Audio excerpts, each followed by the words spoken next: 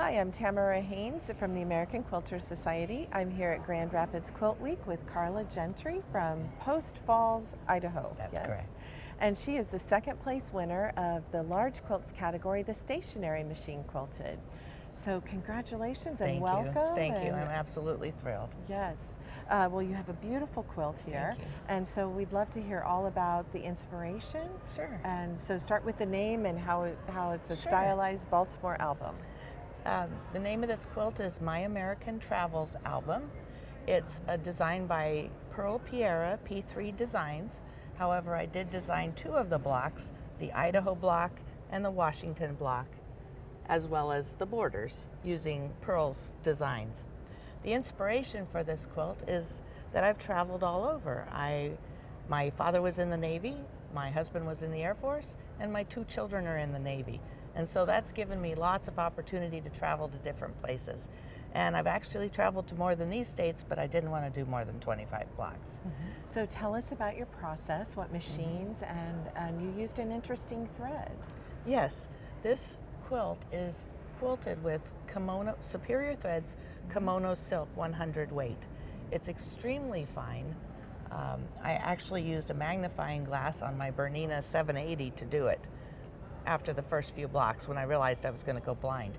So I used Misty Fused for the applique process and kind of a different process where the shapes are drawn onto freezer paper and grouped according to color, and then the paper was laid onto the batiks, and then I used one of those presses to be able to adhere the Misty Fuse to all of the different pieces. Oh. So it was a fairly quick process to get the pieces developed, but of course then each piece is cut out and then fused and then was applique quilted using a very narrow zigzag stitch and the silk thread. Gotcha. And so the stationary machine that you used, Is tell a us about Handy that Quilter process. Sweet 16. Okay. I actually purchased that machine in about 2010 and won a contest for Handy Quilter My Story in 2011. Wow. I was sitting in a campground and I saw the email come up and I thought, well, I can write a little letter, and was chosen.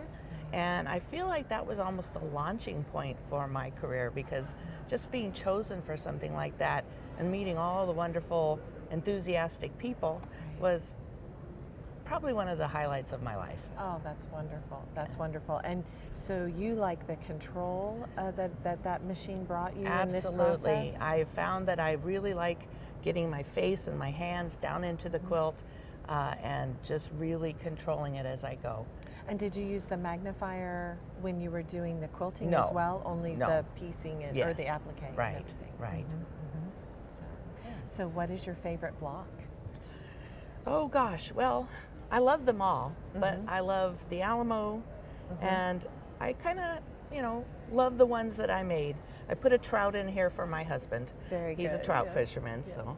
Well, and I'm sure each block brings special memories Exactly, with it. exactly. And there's a lot of hidden interest in these. For instance, in the Nevada block, there's box turtles around here, which is their state animal, apparently. And there's long-eared bats in the Virginia block. There are. Yeah. There's just all sorts of very interesting detail. And so lots of birds and nature, flowers. State flowers, state animals, state fish in some cases. There's Illinois with a bluegill.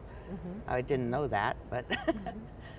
So Carla, tell us, have you entered a quilt in an AQS contest before? No, this is the very first time. Oh. And I fell in love with quilting when I was about 50 years old, and about a year or two later I went to a larger show in Salt Lake City.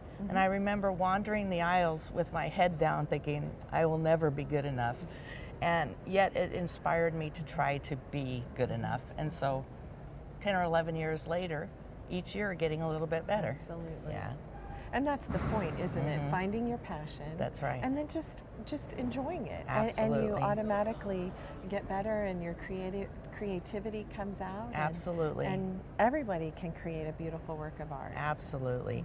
And I think there's so much to learn about quilting. You could go the rest of your life and never know it all. So since this was the first time to enter, was that a process easy? Tell us about that. It was easy in some respects, but for me it was a little bit harder because of the quilt appraisal requirement. And I found out where I live in the panhandle of Idaho, there really are not very many quilt appraisers. Okay. So that inspired me to come here and take the 3-day quilt appraiser course, because that's going to be my next thing. So you're going to Yeah. become, oh, wonderful. Exactly. So That's what seems to be an wonderful. Yes. obstacle may Yes. turn into an opportunity. Absolutely. And it is important. We offer appraisals at every Quilt Week, and it is so important to have that done for all of your quilts. Absolutely, I agree. So it was a little bit difficult to find someone who would appraise my quilt within a day's drive, but I've since learned that you can have your quilt appraised at the show, and that would have saved me a day's drive and a hotel fare. Right. Yeah. And what?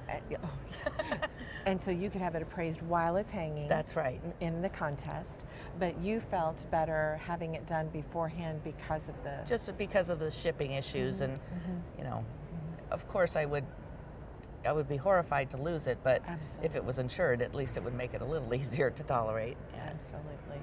Well, this is a beautiful twist on a Baltimore album. Thank you. And so thank you so much for spending a few minutes with us. Thank We've you. enjoyed your quilt, and congratulations again. Thank you very much. Thanks so much for watching. We look forward to seeing you at another Quilt Week.